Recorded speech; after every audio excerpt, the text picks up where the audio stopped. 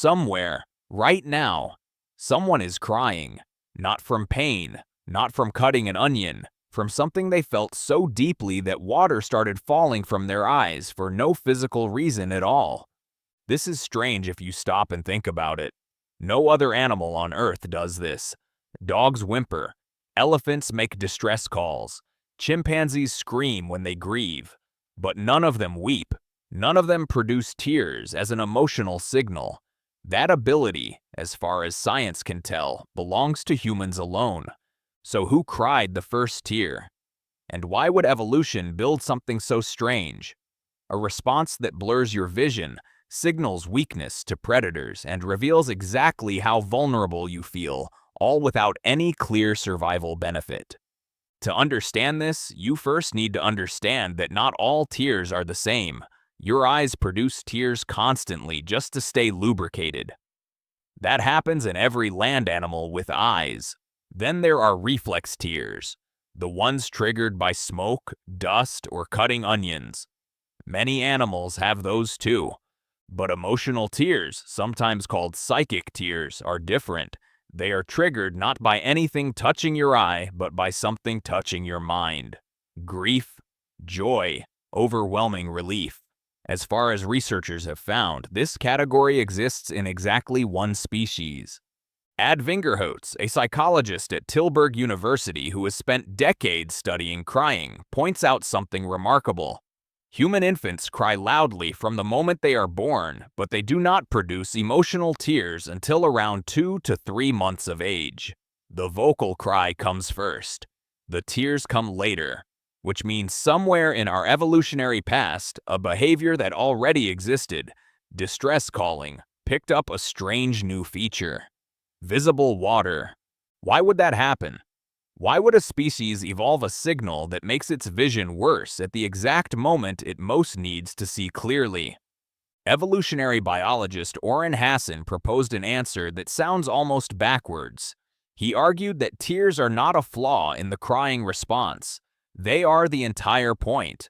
Hasson's research suggests that blurred vision caused by tears might function as an honest signal of vulnerability. In a social species, showing genuine weakness you cannot easily fake, can trigger something very specific in observers. Sympathy, protection, a pause in conflict. Think about what tears actually communicate that a dry, contorted crying face does not. Tears are hard to produce voluntarily. You cannot will yourself to cry convincingly the way you can fake a frown. This is what makes them valuable as a signal. A face can lie. Water sliding down a cheek is much harder to fake, and other humans seem to know this instinctively. This connects to something Charles Darwin noticed over a century ago. In his work on the expression of emotions, Darwin was puzzled by weeping. He could explain why we narrow our eyes in disgust or raise our eyebrows in surprise. Those have obvious functional origins. But tears confused him. He called them, in his own words, a strange and odd phenomenon. Modern attachment research may have found the missing piece. Infants who cry with tears, not just sound, tend to receive faster caregiver response in observational studies. A wailing baby gets attention. A wailing baby with visible tears running down its face appears to trigger something even stronger. An almost involuntary urge in adults to comfort and soothe. If that response pattern held true for hundreds of thousands of years, tears would have been quietly selected for generation after generation, because the infants who produced them survived better. But here is where the story becomes genuinely strange. That same signal, built for infants who could not speak or defend themselves, never disappeared. It stayed embedded in the adult human nervous system, which means when a grown adult cries today, at a funeral, at a wedding, during an argument they cannot win with words, they may be activating a system that is hundreds of thousands of years old. A system originally built to make a helpless infant impossible to ignore.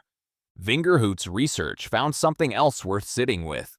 People consistently report feeling better after crying, but only when someone else is present, or when they believe their distress has been witnessed and understood. Crying completely alone, with no possibility of being seen, tends to produce far less of that relief, which suggests tears were never really a private release valve. They were always, from the very beginning, a message meant to be read by someone else. The first person to cry an emotional tear did not know any of this. They were not making an argument. They were not performing distress for an audience. Something simply overwhelmed them, and their body did something no animal before them had ever done. It turned an internal feeling into something visible on the outside. Every person who has ever cried at a goodbye, or while watching someone they love walk away, or in the middle of the night when no explanation would even make sense, is running that same ancient signal. Not weakness, not malfunction.